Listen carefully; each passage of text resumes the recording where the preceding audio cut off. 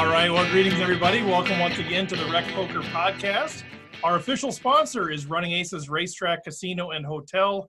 Our other sponsors, Learn Pro Poker website app, and our new sponsor, the Small Business Community. In this Chats edition of the podcast, we're going to hang out with David Lappin. He's a player, he's a coach, he's a blogger, he's a podcaster, he's a commentator, and we'll find out about everything else that he does as well. But first, let's introduce the panel. My name is Steve Fredland. I go by Rec Poker Steve in our Poker Stars home game. And Amarillo Slim reminded us that no river, no fish. Well, my name is Jim Reed. I'm Bluffsterini in the home game, and I'm just happy to be here.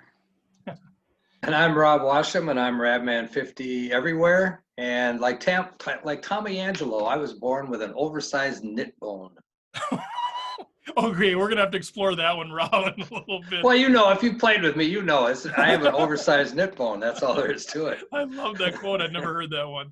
All right, guys. Well, just real quick before we jump in, one thing to remind you about is that we've just launched our home games community network. And so if you want to be a part of that deal, it's just kind of a fun way to promote your home game, promote the people that win the home game, get their name on the podcast, get on the website, that kind of thing. So go to our store, rec.poker, check out the store, check out everything else that's out there while you are there. And so with that, let's bring him in. David Lappin, I assume, coming to us from Malta today. Indeed, I am, and thank you so much for having me on the show. I'm a big fan of all the work you guys do and your community. Fair play. I like my introduction, by the way, sort of jack of all trades, master of none. That was quite nicely done. Yeah, I like it. Well, no, I didn't say master of none. That's TBD. We're gonna find out by the end of this time together. We'll find out if you're master of none. But yeah, just introduce yourself a little bit. I think we've got a lot of folks that are very experienced, listen to a ton of podcasts. They know you, they know the chip race, they know what's going on. And then there's folks that maybe haven't quite connected with you yet. So maybe give a bit of a background on the things that you're plugged in with and what you're doing in the poker community. Well, thank you for this opportunity because I'm basically here to steal your viewers. So, fair game. Fair game. It's guerrilla warfare here. I'm just, Dara O'Kearney phoned me up. He says, get on that Rec Poker. We haven't got enough of their audience across yet. So, right, exactly. The demographics are not skewing our direction. Yeah.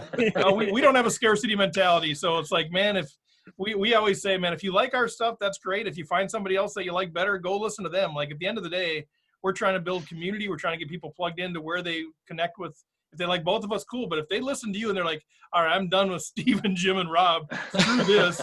I'm going to connect with David. Like that's a win. If people are enjoying poker even more because of connecting with you, we're perfectly fine with that. Right. I'll give it my best shot. Yeah, get in there. Make sure you send your contact info. That's it. We want to send poker lovers to where they can find their love of poker the best, wherever that is. We've given them the open platform to go after our listeners. So that's right. Come and take them. Come and take them. We don't even want some of them, so whatever. Hey, I'm right here. Yeah, we'll take your discards. Well, my name is David Lappin. I've been a professional poker player for almost 14 years. I have been a Unibet ambassador for almost 4. I am the producer and co-host and editor of the Chip Race Poker podcast, which hopefully some of you have heard. If you haven't, give us a chance. Yeah, you're basically just dragging Dara along for that one. We had him on the show. Well, hang on a minute. I listened to the show from about a week ago, and you said the exact same thing to him. Oh, so he's on to us, guys. I'm not buying any of this. He's on to us.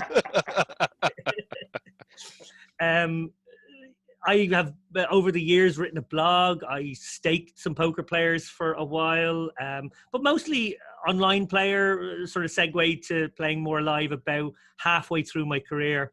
Now very much a mixture of both, except for this year, of course, where none of us really get to be live players. And it's been an interesting last few months, making lots of content at the moment, actually. That's one thing that this lockdown that we all find ourselves in has meant, that everybody's around. Nobody can go, oh, no, I can't be on your show because I'm going to be at the WPT, blah, blah, blah, or whatever it is. It's like, no, you're not. You're fucking at home and you're going to come on our show. There's no escape. So you get all the good guests. That's nice. And you have more time because you're not traveling and all that kind of stuff. So actually, Dara and I sort of expanded our offering of shows. We started up the Lock-In, which I think some people have taken to quite nicely. And actually, we had our best ever show there just about a week ago with Brian Paris. Brian's an old pal of mine, and he gave us a cracking show. And we've had great guests on that one already. So yeah, do check that one out on YouTube if people get the chance. And for some of our listeners that might not know the difference really between the two shows that you're putting on, can you just talk a little bit about the chip race and the lockdown and why people might enjoy one or the other? Yeah, no worries. The chip race is, I think we're about to put out our 91st episode. It's a sort of 5-act play, 5 segments. We open with a topical segment. We usually have a less obvious, but usually really cool guest in the number 2 slot. Then we have a little news piece, which, let's be honest, is basically a massive ad. And then we do strategy, and that's where Dara sort of, kicks it up a gear and makes us sound like we're really clever people, to be honest, because he does the research and he brings a really good hand and breaks down all the solver work, does all the really difficult stuff, and usually the guess isn't too shabby either. So I very much play a sort of a tossing from back to forth house role on that one. And then the last segment is our main guest, which hopefully is a big headliner, maybe the sort of name on the tin that we'll sell the show on. It's a polished show. We do a lot of editing on it. We do a lot of prep work on the interviews. So it's kind of our real main baby. Lock-in is a more impromptu, topical chat on maybe 3 or 4 topics of the week with the guests we have on. We usually don't edit it at all, to be honest. Only occasionally. We have no idea what that would be like in this very professional, highly produced podcast that we do. Well, you create this lovely kind of nice, friendly surrounding where I already feel comfortable enough to spill secrets and say things I'm not supposed to say. So you're doing your job. Well, you can already tell that we're sort of with the times right now. When Jim referred to it as a lockdown, sort of versus lock-in, you kind of get the production already going. Well, Dara argued with me for a long time. He said, "Yeah, it has to be called the lockdown. What are you doing? Lockdown is like a Googled word. You need to kind of tap into that." Yeah. And I was like, but then if we keep doing it, it's going to be weird that we're calling it the lockdown like 4 years from now if life is normal again. So. And then what happens if Dara goes to prison? Because then locked in is even better. So you guys, you're thinking on multiple levels. Non-zero chance of any of us going to prison. Yeah, it's more likely than David, I think, is actually the one who's going to prison. Based on our conversation so far. Oh wow. Fantastic stuff. A lot of cool stuff. You guys check it out. Honestly, David just brings his energy. I'm Minnesotan from the U.S. and I try to bring energy, but I got to manufacture. David's just like boom, boom, boom, boom, boom. Let's go. Here we are. And you're originally from Ireland, right? Yeah, and I like that you're saying it like it's a good thing because most people don't think that's a good thing. Well, it's a little overwhelming, but no, it's great. Yeah, I remember talking to Matt Affleck at the World Series last year, and to my great surprise at his table, he turned to me and he said, "Oh, I've always listened to your show. I'm a huge fan of the show, but you're the only show I can't listen at 2x. I have to listen at normal speed and then get it up to 1.5. You can do us at 1.5, but he still finds me a struggle at that. See, where Dara, it's a nice contrast, because you have the kind of fast talking, kind of pushing it around, kind of hosty kind of role that I do, and then Dara's the kind of, I suppose he probably speaks about 40% of the time, but when he does speak, it's far more interesting, and he kind of leans in.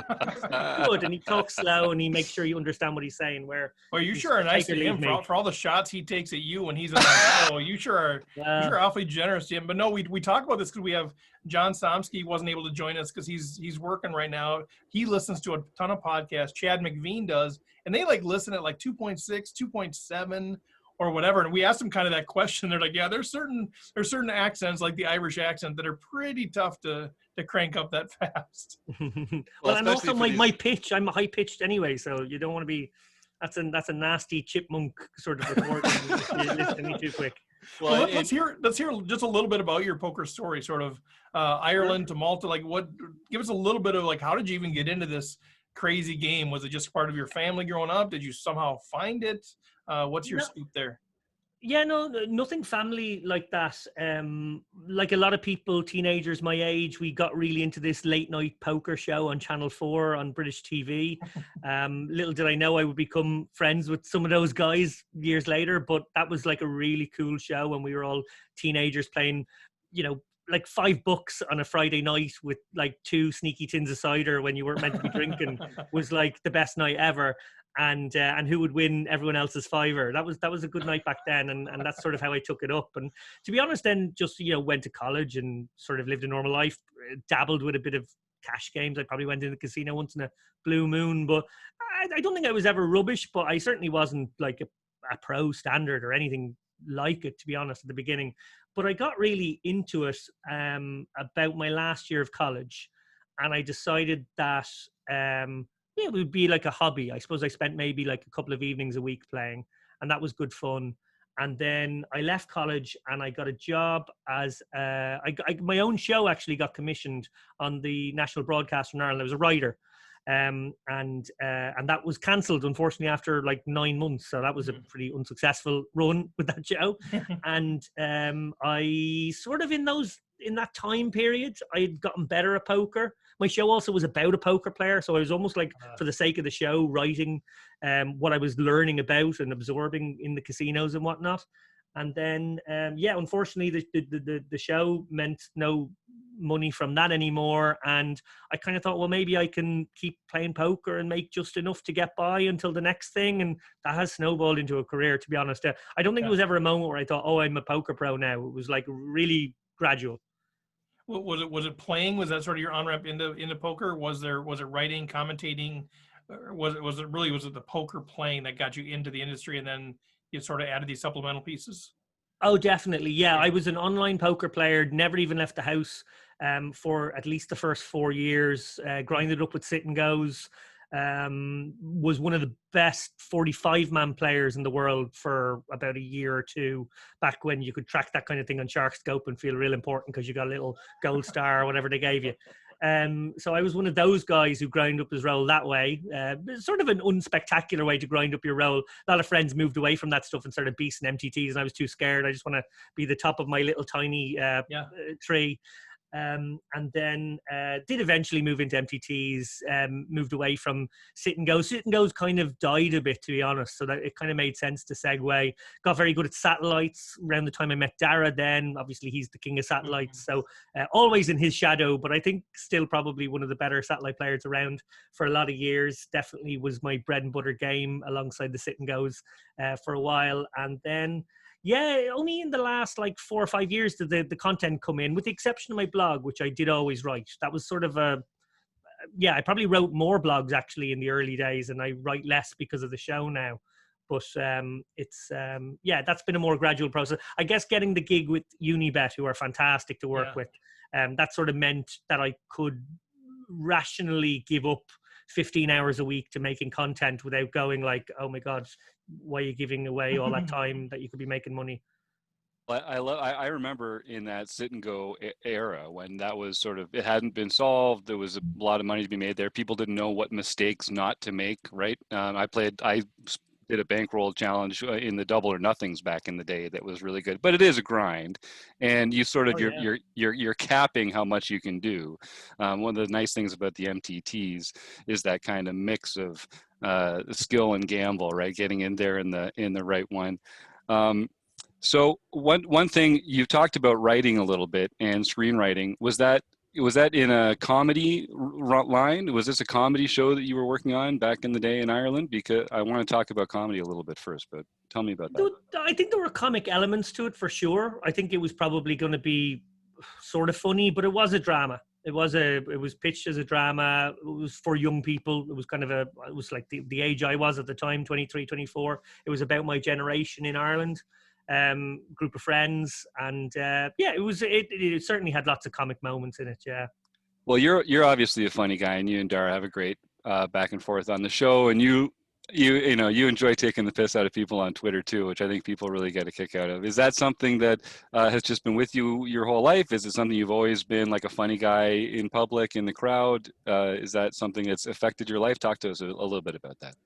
I don't think of myself that way, but yeah, I guess I probably I love to laugh, and I love having friends who are really funny and telling stories and having a few pints and enjoying a night out. And I suppose a lot of those nights do end up with, funny storytelling. So I guess it rubs off in the end, and hopefully I am amusing to some people.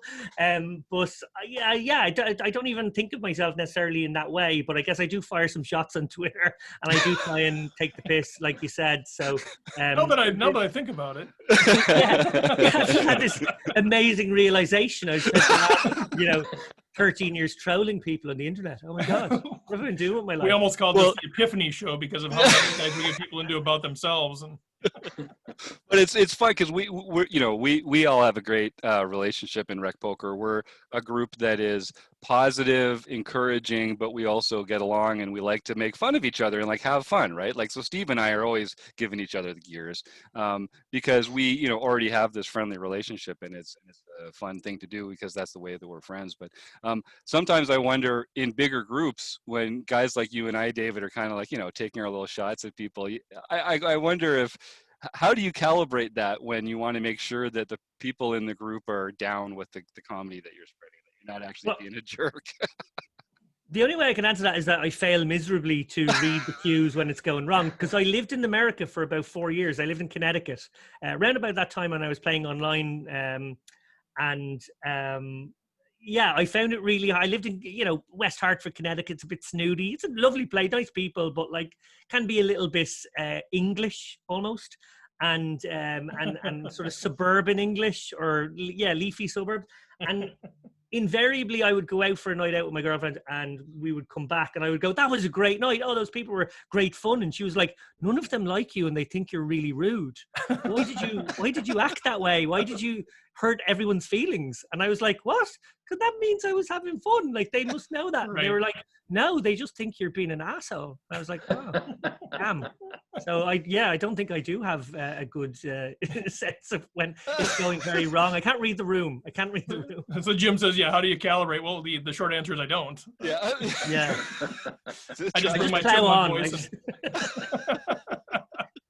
So is that when you're sitting at the poker table then? Because I know I grew up playing online as well, and my live play definitely took it. Like, do you feel like you have that ability when you're reading people, reading their tells, reading their strength of hand? Is that something that through your podcasting has been a benefit to you, or are you still kind of behind on that? No, I think you sort of use all the tricks available, and I suppose from the point of view of like live or your live persona, I think it's much easier if you just stay in your own character. Now you can kind of push it, and you can kind of, Dara, for example. Dara sits at a table, he's pretty quiet. He'll have a chat with you if you want, but he's looking around him, he's trying to watch for things, he's picking up information he can, but it's hard to get much from him because, he's going to be quite stony faced, he's going to have a good quote unquote poker face, hard to read, all that good stuff. Whereas I'll kind of go the other direction, and I'll certainly be giving a lot of animated kind of stuff, but the hope there is that in the informational exchange of that, you're getting more than you're giving away. Mm-hmm. That makes sense. I'm kind of curious, like switching gears a little bit, the whole Unibet ambassador thing. Like, I think a lot of us, myself included, don't really know what does it mean to be an ambassador. Like a lot of us recreational players, we see that, oh, this person's an ambassador for them, or they're an ambassador for them. And I don't think we really know what does that even mean, other than obviously they're promoting their brand and they must be somebody that they're okay putting their patch on. But what does it mean to be a Unibet ambassador?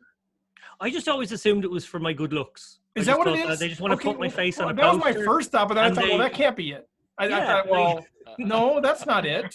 Because why wouldn't Dara be the ambassador? So I was confused. Again, I'm having another realization that maybe I've been living a lie all these years. Truthfully, for me, it was a role which was about sort of my personal brand, if you want to call it that. It's a bit wanky to say that, but like just that notion of like what you believe in poker, what you think is good for poker, what you think is the way the game should go, was very close to what Unibet sort of burgeoning brand identity had become. They had sort of escaped network model poker and were going out on their own. And in their, I think it was towards the end of their second year, they sort of had reached a point where they wanted to take it up another notch. And part and parcel of that additional investment was going to be in a panel of ambassadors, if you like, a kind of a team. And they approached Dara and I with a view to sort of both creating content, but also, I suppose, Dara and I, through our blogs at the time more than anything else, had seemed to be, well, it's tricky to put it this way, but it's probably the fairest way to put it. We were quite critical of what stars in the immediate Amaya era had done. Mm-hmm. And we had gone from being very pro stars and very much fans of that site and loyal patrons of all of their tours and nightly games, to becoming very unhappy with our lot there, and unhappy with the way the live events were being run and the way the rake structures were being put together, and the way, of course, they did the scandalous loyalty thing to everybody with Supernova Elite and whatnot. So that really put a bad taste in our mouths, and we were vocal about it. In the same that we were vocal about how positive we were before, we became negatively vocal about it. And I think the way in which that manifested is we sort of galvanized, as at least in Europe, two of the main voices of the way we wanted to see poker return to, or the model we preferred, and the way we thought players should be treated, and the way we didn't think recreational players and professional players should be pitted against one another by the marketing teams. That at some level it's like, well, you're the site, and having recreational players on your site is brilliant, and you want to get loads of them involved, and you want to have professional players who are hopefully good to the recs and provide value in other ways too. But there's also an inevitability, the way poker is structured, there will always be a percentage who win.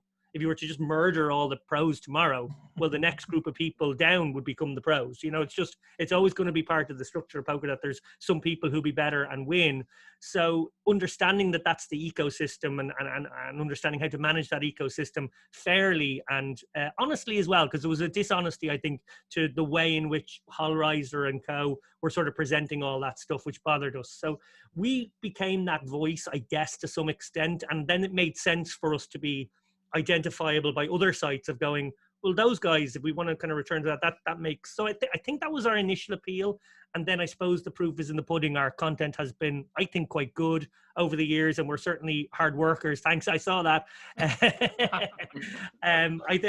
We certainly put our all into it. Like, there's no lack of effort that goes into those shows. So hopefully the audience enjoy it, and we'll keep plodding on and making more of them. But I think that's become part of it. At some level for me as well, personally, I think within the company in Unibet, I've kind of grown a role now internally where I get to consult a bit more.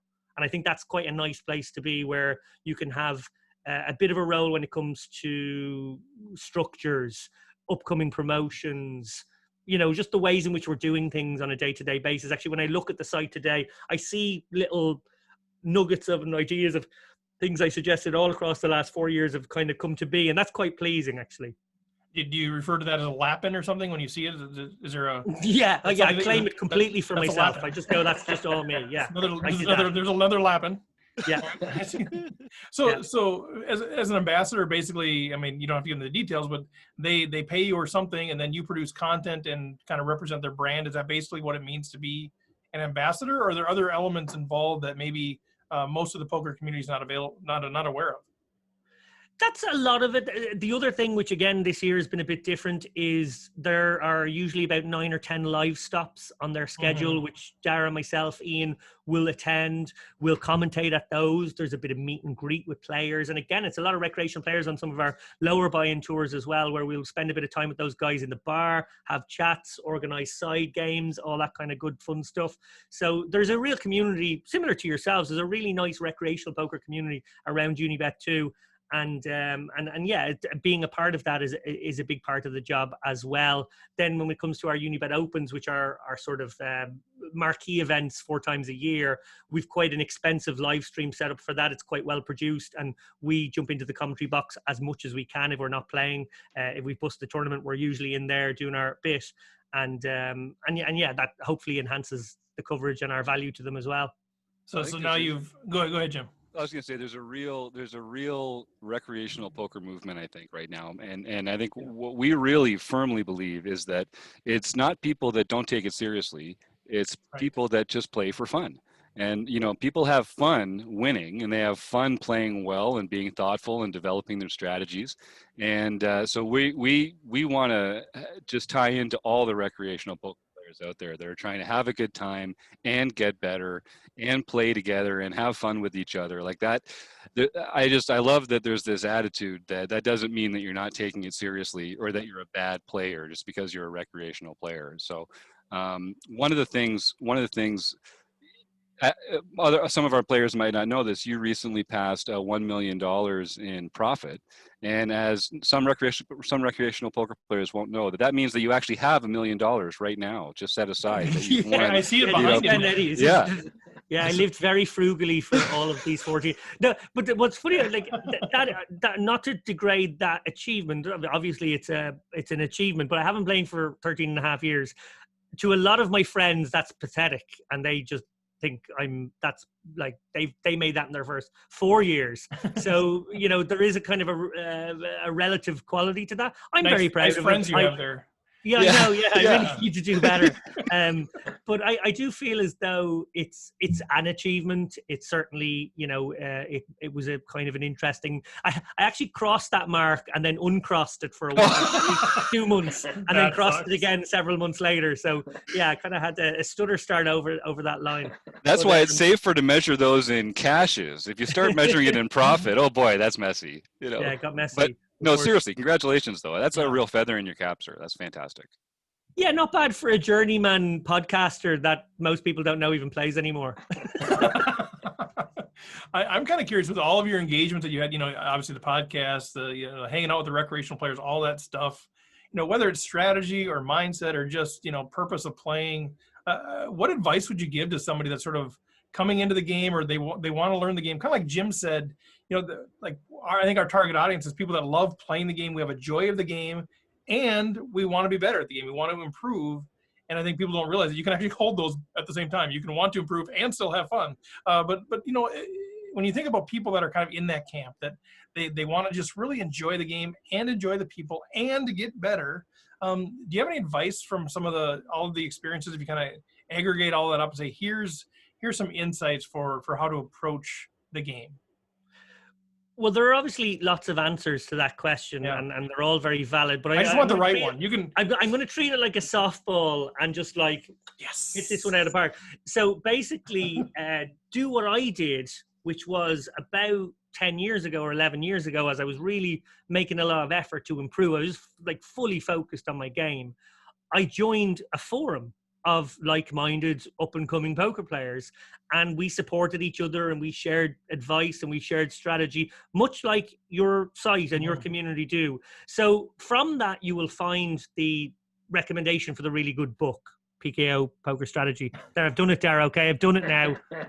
It's done. What did that cost you? I don't have to mention Satellite Poker Strategy. Oh, I've done that now as well. Anyway, that's the plug done. No, but you will find the good recommendations for books, the good training site recommendations. You'll share hand history advice with one another. That'll be very valid. You'll spot something that someone else will like. So the forum becomes the hub, and then all the other stuff you can find around it. And I think, the service you guys do on that front is that hub. And, obviously there are other poker forums out there. There are other great poker resources of that nature. Finding one that suits you, that maybe has the personality combination that you feel fits with you. And then, helping each other together, because it's not a team sport when you're out there, but it can kind of be a team sport in the locker room at some level. And would you say really the key to that is engaging in it, right? There's one thing to just to read the forums, but if you really want to get better, there's part of an element of engaging and kind of putting yourself out there a little bit and asking questions or giving insight. And that's really where the meat is, right? Not just reading a forum. Yeah, well, there's a great, so if education, you want a poker education, I always think then, well, the education comes from the Latin educo, and educo means to put back into a system from which you've taken, which is a very nice way of thinking about education. I think we've lost that meaning at some level in the modern world. But that for me, and it's sort of exactly what you just said there, which is contributing back into the thing from which you're absorbing knowledge as well, and creating a nice sort of circular dynamic between you and those people. Well, I'm not going to get a better segue than that, because I did want to talk to you a bit about education. We've both studied philosophy. You've studied a lot more than I have. I found that when I studied philosophy, the next thing I did was I started a home renovation company. So it wasn't really like the career access path that I was on. But I became a waiter, so that's probably more or less the same. Okay, so I want to talk to me a bit about the time you've spent studying philosophy, how it's impacted both your worldview outside of poker, and if it's impacted at all the way you game or the strategy. That's a great question. Well, firstly, what I sort of specialized in, I did an MLIT, was one of the masters I took on through a lot of years of college in my kind of teens and early 20s. And for that, I specialize in an area called hermeneutic philosophy, which is basically about interpretation of meaning. Sort of stems from the notion of a third way, almost like a rebellion against the idea of object and subject. So to put that simply, the idea that, you know, the meaning or truth value of something is in the object, and all we're trying to do is get as close to it as we can, versus the idea of like that sort of hippie notion of like, well, the truth of any situation is in you and blah, blah, blah. It was that sort of subjectivism. It was trying to escape both of those and say, well, no, meaning is actually inside a circular dynamic between you and the object. And this is always changing and always moving. And it's a really interesting branch of philosophy, which sort of started with Martin Heidegger, moved down through a guy called Hans-Georg Gadamer, and is still in vogue to this day.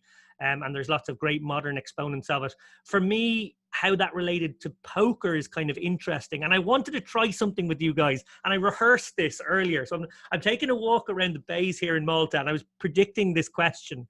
And I thought, okay, I want to try and answer it in a kind of an interesting way.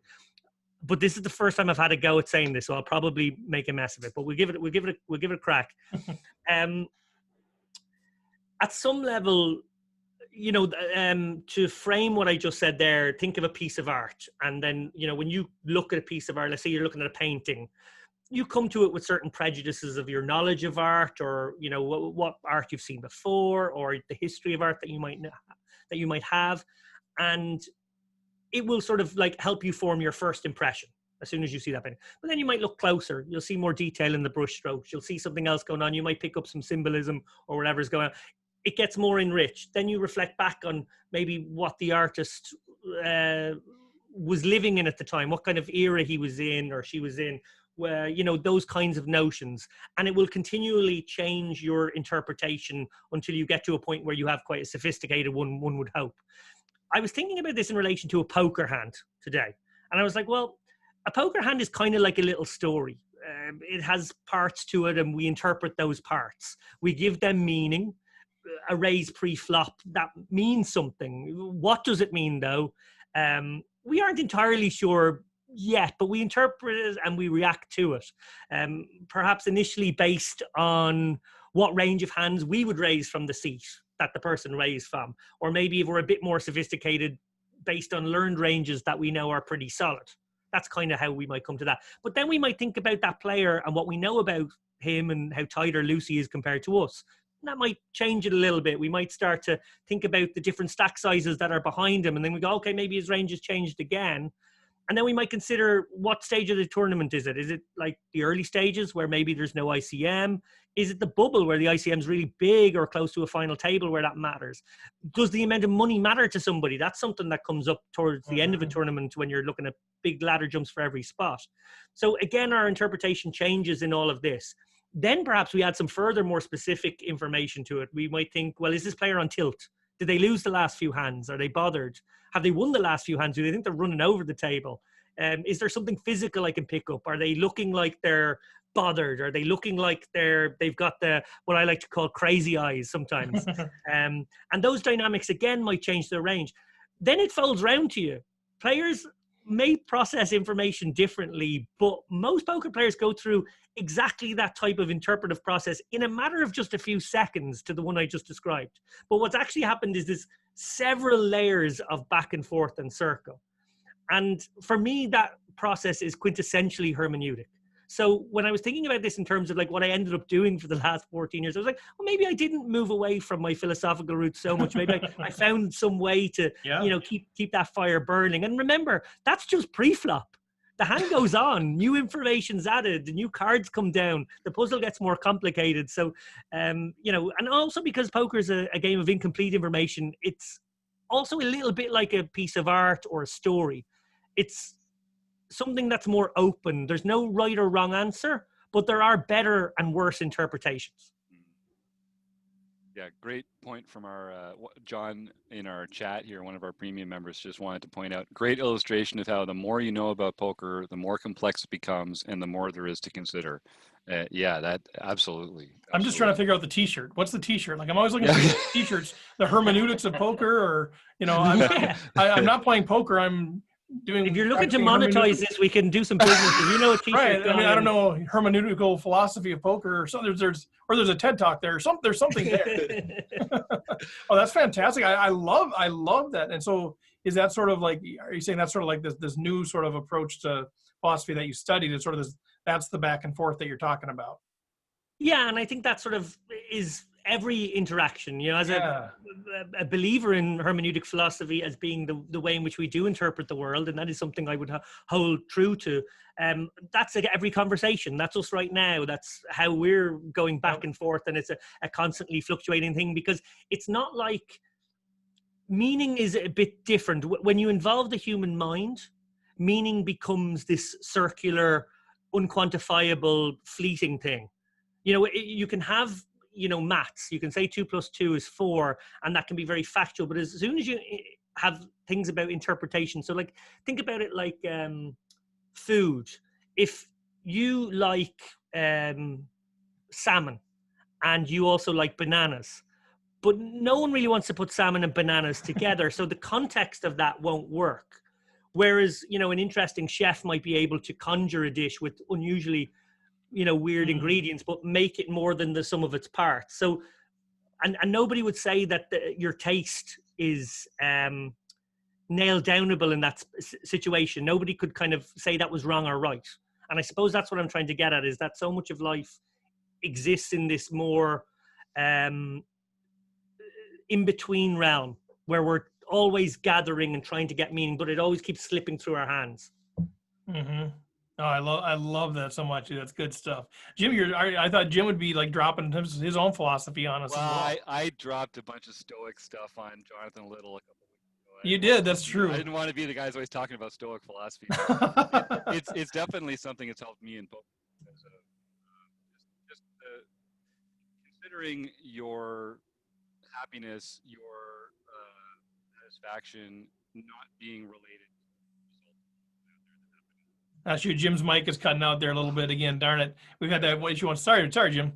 So he was going to go into the Stoic philosophy thing, but we cut him off. I actually muted him. He doesn't know. You just shepherd's crooked him out of there. I know. He doesn't know. He doesn't know yet that I can mute him, and he doesn't see it. I do one of these soft mutes. I got a soft mute button. It just sort of makes it sound like he's going through a tunnel or something there. But well, Dave, that's so interesting. I love that. And one of the things, you know, I find more and more, and maybe this is just because I'm so naive, but you know, as I've gotten into poker the last 5-10 years, you know, I'm pretty new to the game. Finding these deep thinking people like yourself in there is just so exciting, because you think, oh, it's a card game, right? I mean, here's what you do. It's just sort of any other game, and you find these people that are just these deep thinkers. And so it's a pleasure to kind of hear you describe that, and actually how you engage that into poker. I think about Liv Boeree kind of does the same thing, where, you know, drawing these insights from poker and bringing insights back into poker. And then you throw in the fact that we're all people, right? Like that's kind of your thing. Like we're all people playing a game. It's not just the game, it's the people part of it. Yeah, there's a, you know, integral aspect to poker, which is about human interaction. You know, obviously it can be mediated through a computer, and that's still valid. There's more out there, obviously, if you're in person. But there is that sort of quintessential, is it a mathematical discipline, is it an art form question that always hangs over. And of course the answer is it's sort of a bit of all of that, you know. It has all of that going on. All right, so I know we're already past our time, but we could go on to this for hours and hours. I kind of want to just give you an opportunity to talk about what's coming up for you. Are there things that you're working on now, things that are coming up? What's kind of putting the fuel on the fire for you right now? What are you excited about? Tell us a little bit about where you're heading and why you're excited. Well, I'm sort of in the process of making loads of content this week, because Unibet have a big online series starting next week, which runs for 3 weeks. So I want to be available to play almost all of that if I can. I sometimes go for their leaderboards. I'll probably play like the first week, and then if I'm in any way in contention, I'll keep going. And if I'm not, maybe I'll just start, you know, cherry picking the better days. But that's their 4 times a year online series, and it ends with the Unibet Open, which is our 1K buy-in. It would be a live event normally, but we sort of have put those two things together, where the Unibet Opens come at the end of the US's. So I want to be available for that, which means I don't really want to be playing, I don't really want to be making too much content while I'm playing. So I'm trying to get ahead of myself right now. This is something Dara and I do where we batch shows a bit. So we try and book segments, like the strategy segments are fairly evergreen, so we can record them and put them in whatever show we want down the line. Topical segments, if we come up with a topic that we know will be still fairly warm by, a month from now, we can do that too. And then, some of the less obvious interviews, again, they don't really have to be right of the moment. So if we can kind of batch all of that, then the only thing maybe we have to make on any given week is the news, which is very short, and is the main interview, which again is that's sort of maybe like half a day's work or whatever would be going into that. And then for the rest of the time, I'm free to play. So we're trying to basically get about 3 shows ahead of ourselves right now. Nice. And if we can kind of get maybe most of 3 shows made over the next week and a half, that'll be pretty good. We haven't booked our next guest for the lock-in yet, but I think we have our eye on a couple of decent guests that I think will keep people interested. And we have a couple of strategy videos coming out as well on our YouTube channel. So one of them is made and one of them is in process. So yeah, I think this will be a very busy content week. And then the Unibet stuff will be fun. And then Christmas. So hopefully I can take a few days off around then. Nice. When does the Unibet online series start? It runs from, I think, around the 20th of this month to the 15th of next month. It's like more than 3 weeks long. So it's another one of these long series. There's a leaderboard attached. So if you do get in early and do well, there's incentive to kind of keep trying to accumulate points and get some extra money at the end, which is always good fun. But yeah, just in terms of content, the lock-in, it's a really fun show to make. That'll be out. We'll probably make maybe 4 or 5 more of those this year. We're actually planning a Christmas special with our good pal Neil Channing at the moment. So that'll be, but in the spirit of Christmas specials, we're going to make that in about a week's time, and then just leave it in the can for 6 weeks. Yeah. Hopefully nothing substantial will change. And then, that again, maybe 3 more episodes of the main show. I think that's what we've got left. Are you so fired up about everything? So I mean, I know sometimes you do the stuff. Am I angry with anybody in the poker world? Fired up is a good thing. Fired up is a good thing. I saw you mention Jonathan Little there a moment ago. I almost thought that was you trying to trigger me. I wasn't sure. I don't know what was going on there. Yeah, I don't know what Jim's doing on this thing. Like, no. I mean, are you sort of like? I I know sometimes you do the podcast and do all the stuff, but it gets to be a grind. It's so fun, but it gets to be a grind. Are you still finding that positive energy? Still kind of excited about everything you have going on? Oh man, look, poker players will moan about their lot. That's just what we do. But with no good cause, we're so lucky. Like, look, I get to make a show about poker players every week, some strategy thrown in, and I get to play a game for a living. I can't complain. And talk to some of the coolest people in the world, right? I mean, you get to talk to all these really cool people. Well, sometimes you get invited on a show, admittedly after your co-host, which sort of, I think he's been on like 3 times already. So I was sort of fucking waiting, when the fuck are they going to ask me on? But it's fine. No, I'm not. I'm here now. And there's a few things going on there. Well, first of all, we asked him if we could get you on. He said no. Like, that's what he said for the first few times. Oh, wow. Yeah, no, that's what he said. I'm going to get onto him now.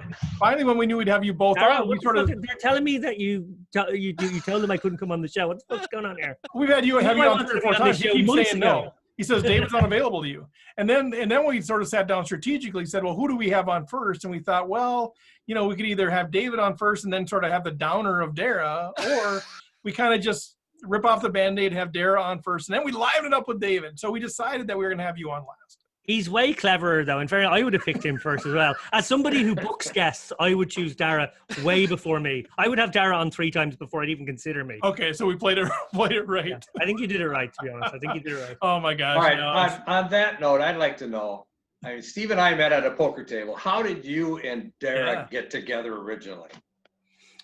The very early story, which Dara tells, and I don't recall, but it does sound plausible, is online. I berated him in the chat. No! And he, on a full tilt table way back in like 2009. And while I can't remember if that is true or not, it is very plausible.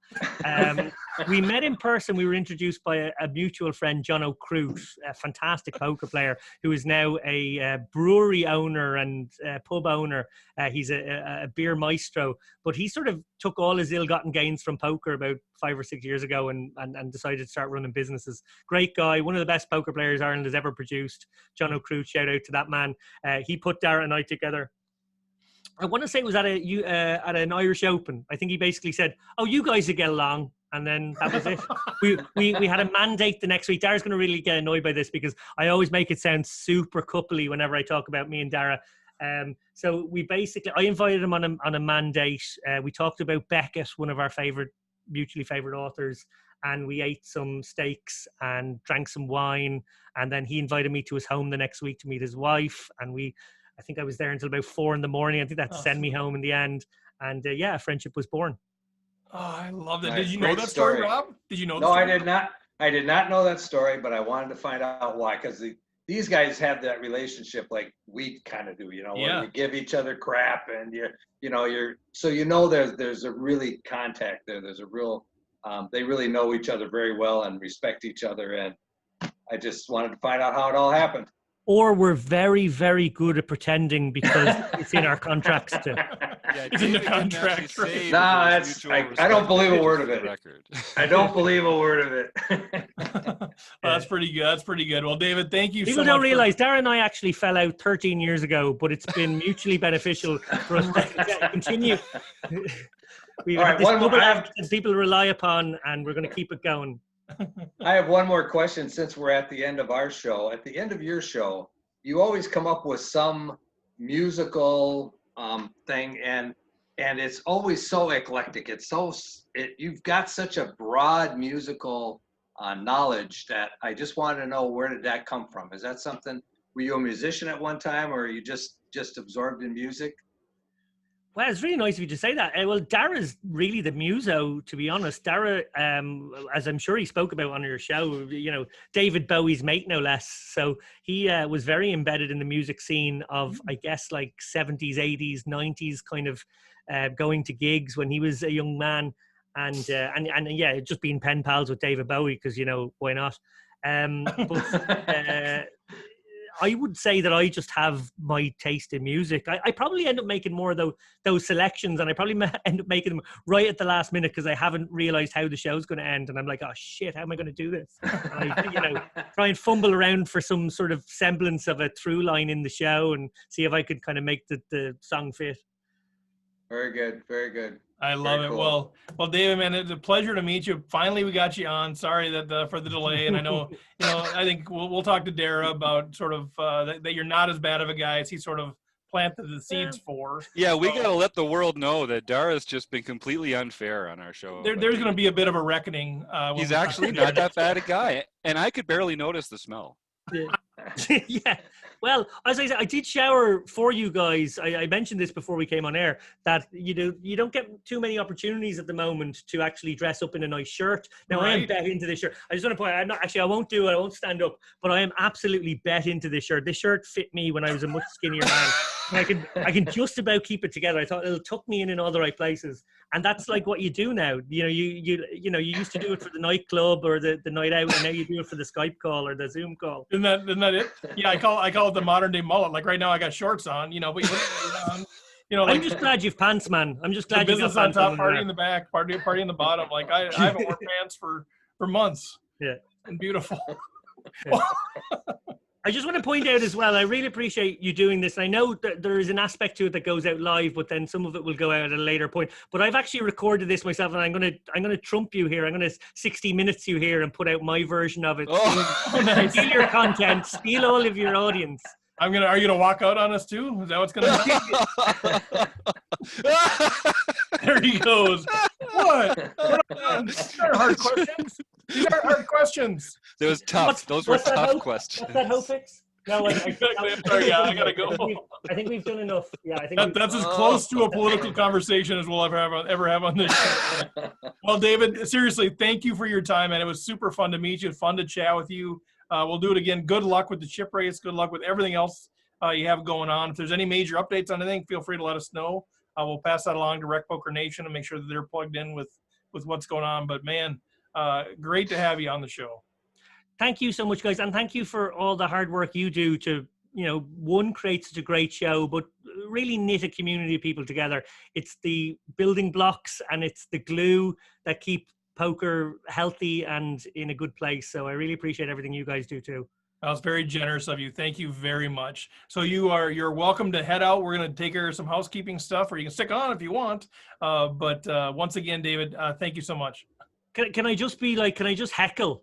Yeah, heckle. Yeah. Oh, Okay. yeah. You know what? Heckle Here's what you can do. You can make fun of some of the usernames in our Poker Stars game when they're announced.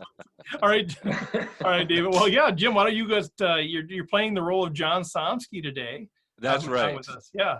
It's a big shoes to fill, but I'm going to try my best. I'm happy to report that Evil Roy CA won the monthly No Limit Hold'em game. We're not allowed to share his name, but I know he's a good Canadian fella, so I'm going to get that out there. And Kim Kilroy, Fergie 56, another Canadian, won the International Series on November 7th. So well done, Kim. And in the nightly series, we got a few to run through here. Shamu 27140, Roger Lamp. Or luck box, as I call him. Yeah. He beat me heads up. He was so lucky in to win that night. It was ridiculous. Thank you, Rob. Is Steve? Is that the one that you took second place in? Yeah, I went second, third, second, or something out of 4 nights, and well deserved. Roger had like a 6-1 chip lead by the time we got there. He must have taken everybody else's chips before we got there. Yeah, he's a great dude, though. He's a phenomenal. Yeah, dude, so I'm happy. Roger's fantastic dude. Yeah, and that's picking up his third nightly win. Yep. And Doug Drabeck, Magra 44, also known as one of the luckiest players in the home game series, locked up his 9th, if you can believe it. Nicely done, Doug. One of my favorites, Eric Jin from the forums, Com Binkley, rocked his 5th nightly win. And coming in for the first time, the one and only Philip Fuhrer, MN Ted, Mint Ted, picking up his 1st nightly win. But he's no stranger to the name of poker, so it's nice to get him in the rotation here. Mark Wittig, DJ Voyeur, picked up his 2nd. And Graphex 16, Roger Shute, his 7th nightly win. And Graphex, Roger always has a soft spot in my heart because he was the very first person to win one of these silver rec poker pins. I know. Take a good look, David. That is nice. The bronze ones are nice.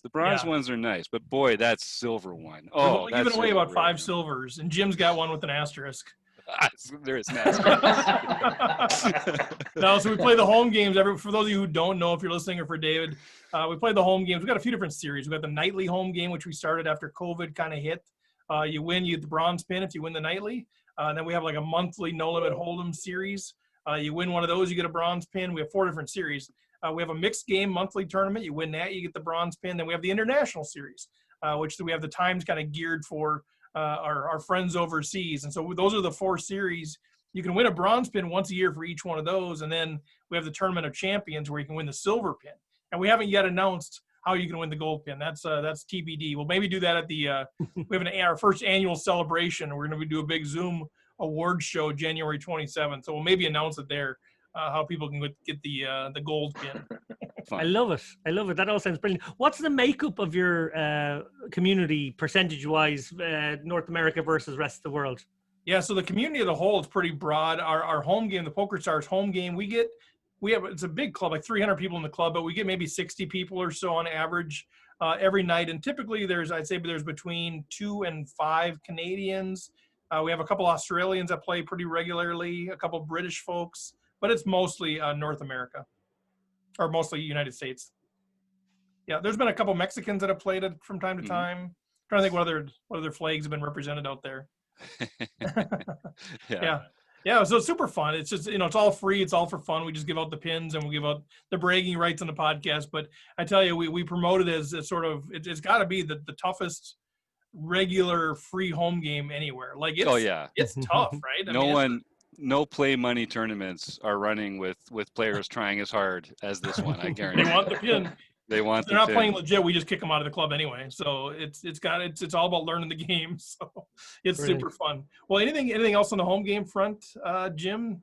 We've got one more chance to win your way into the end of the year championship. You can show up on the first Wednesday of December and win the monthly series that night. Or you can try and take the player of the year race away from Chris Jones and Jamel Cuevas, because they are running away with it right now. Yeah, I'm going to have to win the thing. Yeah, me too. And then, so anything else on that, Jim? But good stuff. Thanks for filling in for John and that. Rob, anything on the book study? I know we're off and running with the latest book. Yeah, we're off and running with Short Stack Ninja by Chris Fox Wallace. We had a real fun session, the first one. We went through, the value zone, and we had a lot of participation. I think there was like 9 folks in the chat that day. It was really great. So invite everybody that's a member to come and join us. We're on the first and third Wednesday of every month at 6:30. Come and join us. Pick up the book, start reading it. Get involved. It's just been a lot of fun. Yeah, Rob does a tremendous job of leading those things, and if you're a premium member, you get access to all the archives too. So we've got the Andrew Broca's book study that we went through. So those are all available on video. So you can go there and just kind of plug those there. And so if you don't know how to become a premium member, just ask us. It's out on the website rec.poker. But you can sign up for it's $15 a month. You get $10 off the first month if you use the code RecPoker. So sign up, pay $5 for 1 month. Hammer the video archives and see if the value is there for you to continue on. But it's a great way to support what we're doing here and kind of keep churning out great content. But yeah, Rob does a great job of leading those things. So thanks to Rob. Go ahead. It's so nice of David to offer to come every 2 weeks and just study along with us. Yeah, that's pretty cool. Really great, David. Such a generous movement. Can I just say, I actually met Chris Wallace there for the first time. I was on the Orbit with him about a month ago. Really nice guy, really interesting guy, very talented writer as well. Yes. But I have to say, I thought he was a very poor presidential debate moderator. Oh. He did a very bad job at that. The low point. You follow him on Twitter? I mean, he has so much fun with that. They're always taking him at Fox Poker Fox, and they think for some reason they think Fox Poker Fox is Chris Wallace from Fox News, and he just plays along, right? I mean, it's genius. And he's one of the smartest guys I've ever met. Like he'll do these things where he just tells people tweet him an answer to a question, and he'll come up with a question. Like they'll just send him like random, 2 rabbits and a squirrel, and he'll come up with some sort of a random question that makes sense. But yeah, he's very talented. He's been a great friend of the show from the beginning. We did another big seminar deal with him. So a great teacher, great writer, great friend of the show. So yeah, fantastic stuff. Well, guys, anything else before we wrap it up?